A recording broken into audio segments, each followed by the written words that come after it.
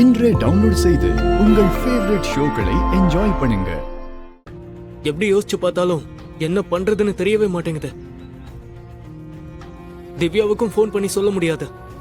இப்போ என்னதான் பண்றது? எனக்கும் நீ சொன்னதை கேட்டதும் இதை எப்படியாவது தடுத்து அங்க அம்பிகா அம்மாவை அவங்க முன்னாடி கொண்டு போய் நிறுத்தணும் தான் தோணுது. வேற வழியே இல்லைன்னு. இனி நம்ம இப்படி இருந்தா சரியா இருக்காது. இதுக்கு மேல திவ்யாக்கா மாப்பிள்ள கிட்டயே விஷயத்த சொல்லிடலான்னு தோணுது. ஆனா இதால வேற ஏதாவது பிரச்சனை ஆயிடுமோன்னு பயமா இருக்கு. இல்ல மகா, சொன்ன ஆகுற பிரச்சனையை விட சொல்லாம ஆகுற பிரச்சனை தான் ரொம்ப பெருசா இருக்கும். ஏன்னா இது வெறும் ஆரம்பம் தான். இன்னும் கல்யாணம் வரைக்கும் எத்தனையோ இருக்கு. இப்ப சொல்லாம விட்டுட்டா அவங்க திரும்ப திரும்ப அம்பிகா அம்மாவுக்கு நிறைய பிரச்சனைங்க பண்ண ஆரம்பிச்சிருவாங்க. அது ரொம்ப தப்பாயிடும். அம்மாவும் இத பத்தி பேசவே மாட்டாங்க. அதோட இப்ப கண்டிப்பா அம்பிகா அம்மாவை காணும்னு அவங்களுக்கு போன் பண்ணிருப்பான். ஆனா அவங்களுக்கு உடம்பு சரியில்லை அது இதுன்னு ஏதாவது சொல்லி சஷ்டி அப்த பூஜையில சமாளிச்ச மாதிரியே சமாளிச்சிருப்பாங்க.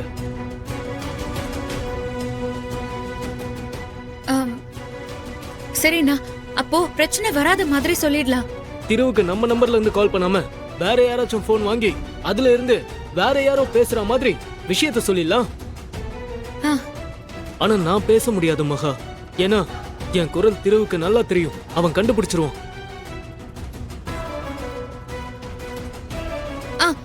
அப்போ திவ்யாக்கா மாப்பிள்ள கிட்ட நான் பேசுறேன்னு என் குரல் அவங்களுக்கு தெரியாதுல்ல? நீ சொல்றது சரிதான். அப்படியே பண்ணிடலாம்.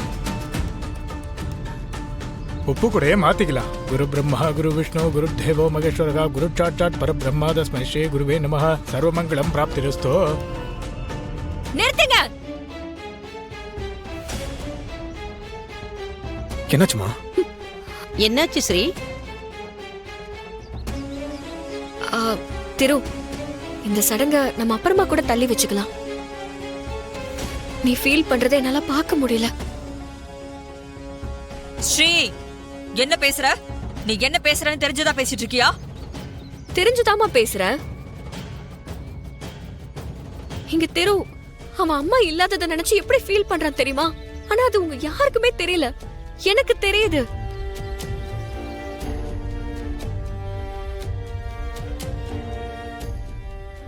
திரு, நம்ம லவ் இந்த சடங்கு சம்பிரதாயம் எல்லாத்தையும் தாண்டது. உன் ஃபீலிங்க என்னால புரிஞ்சுக்க முடியுது.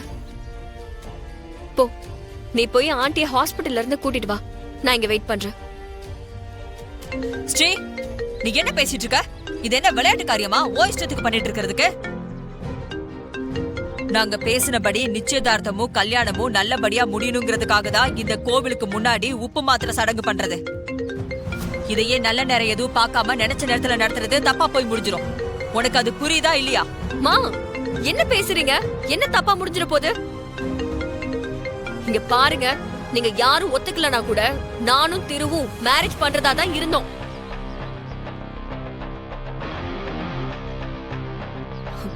இந்த சடங்கு சம்பிரதாயம் எல்லாம் உங்க சந்தோஷத்துக்கும் உங்க நம்பிக்கைக்காகவும் மட்டும்தான். திரு சங்கடத்துல இருக்கும்போது எனக்கு இது வேண்டாம். ஸ்ரீ, என்ன பேசிட்டு இருக்க? நீங்களே எல்லாத்தையும் முடிவு பண்றதுக்கு அப்ப பெரியவங்கன்னு நாங்க எதுக்கு இருக்கோம்?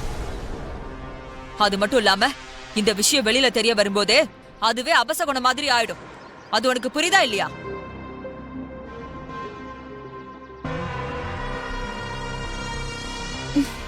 ஷோ அண்ணா, அவரு போன் எடுக்கவே இல்ல. எனக்கு தெரிஞ்சு அங்க உப்பு கூட மாத்திர சடங்கு நடந்துட்டு இருக்கு போல. அம்மா, நல்லூர் அம்மா, அம்பிகா அம்மா இல்லாம இது நடந்துடவே கூடாது. இந்த தடவை எப்படியாவது போன் அவர் எடுத்துடணும். இந்த உண்மையை நான் அவர்கிட்ட சொல்லி அம்பிகா அம்மாவை உப்பு கூட மாத்திர சடங்குல கலந்துக்க வைக்கணும்.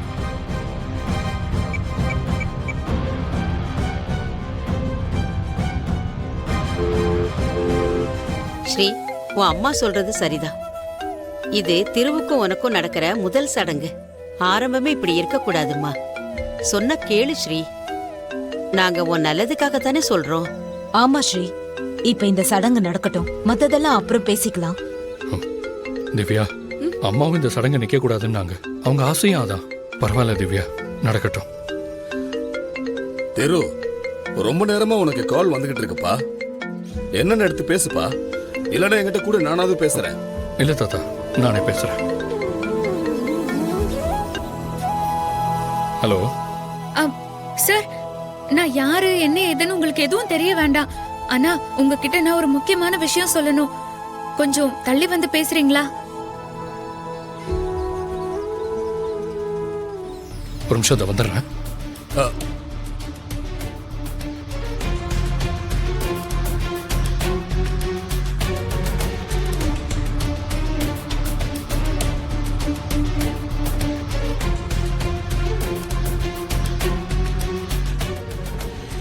தள்ளி வந்துட்டேன். என்ன விஷயம் சொல்லுங்க. உங்க அம்மா ஏதோ ஒரு காரணத்தால இந்த சடங்குல கலந்துக்காம இருப்பாங்க. ஆனா உண்மையிலேயே இதுல கலந்துக்க முடியலன்னு வருத்தப்பட்டு இந்த கோவில்லயே ஒரு இடத்துல உட்கார்ந்துட்டு இருக்காங்க. நீங்க வந்து அவங்கள கூட்டிட்டு போறீங்களா? இல்லையே, அவங்க உடம்பு சரியில்லைன்னு ஹாஸ்பிட்டல் போயிருக்காங்க. இல்ல அப்படி சொல்லிட்டு இந்த கோவில் தூண்ல தான் ஒரு இடத்துல சாஞ்சு உடைஞ்சு போய் உட்கார்ந்துட்டு இருக்காங்க.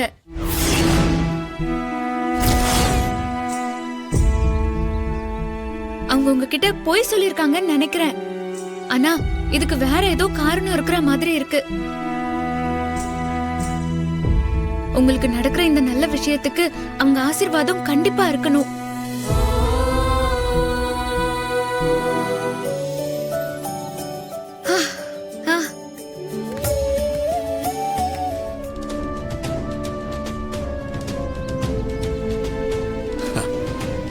பாப்பா திரு, தாத்தா ஒரு நிமிஷம் இதை வந்துடுறேன். என்னப்பா? இதை வந்துடுறேன். திரு திரு திரு திரு திரு திரு திடீர்னு எங்க போறானே தெரியலையே. என்ன நடக்குதுன்னே தெரியலம்மா. எனக்கு ஒண்ணுமே புரியல. ஒரு வழியா போன் பண்ணி சொல்லியாச்சு. அவர் இனி அம்பிகா அம்மாவை கூட்டிட்டு போய் அந்த சடங்குல கலந்துக்க வச்சிருவாரு. அது போதும்னு. மகா, இதுக்கு காரணம் காஞ்சனாக்கா தான். அவங்க தான் அம்பிகா அம்மாவை ஒதுக்கி வச்சாங்கன்னு நீயும் சொல்லல, அம்மாவும் இந்த விஷயத்த சொல்ல மாட்டாங்க. இருந்தாலும் காஞ்சனாக்கா இப்ப திரு அம்பிகா அம்மாவை அழைச்சிட்டு போனா அதை தடுக்க முடியாம பேசாம இருந்துதான் ஆகணும். ஆக மொத்தம் இந்த சடங்கு அம்பிகா அம்மா இல்லாம நடக்காது. எனக்கு அது போதும். இப்பதான் மனசுக்கு சந்தோஷமாவும் நிம்மதியாவும் இருக்கு. உண்மைதானே, எனக்கு ரொம்ப சந்தோஷமா இருக்கு. சரி சரி வா, நம்ம அங்க போய் என்ன நடக்குதுன்னு பாப்போம். இல்லண்ணே, நான் வரல, நீங்க போங்க. ஏன் மகா? இல்லண்ணே, நான் அப்படியே கிளம்புறேன், நீங்க போங்கண்ணே. சரி மகா. நீங்க நினைக்கிற மாதிரி எல்லாம் அவ்வளவு சுலபமா உங்க பொண்ணு கல்யாணம் நடந்துராதுமா. 1000 பிரச்சனை வரும். அத்தனைக்கும் காரணம் உங்க பொண்ணாதான் இருக்கும். அந்த குறி சொல்றவ சொன்னதெல்லாம் அப்படியே நடக்குதே. சடங்கு எந்த பிரச்சனையும் இல்லாம நடக்கணும்னு தான் இந்த உப்பு கூட மாத்தி வாக்கு கொடுக்கிற சடங்க குலதெய்வம் கோயில வச்சு செய்ய நினைச்சா அதுல மாத்தி மாத்தி பிரச்சனை வந்துகிட்டே இருக்கே.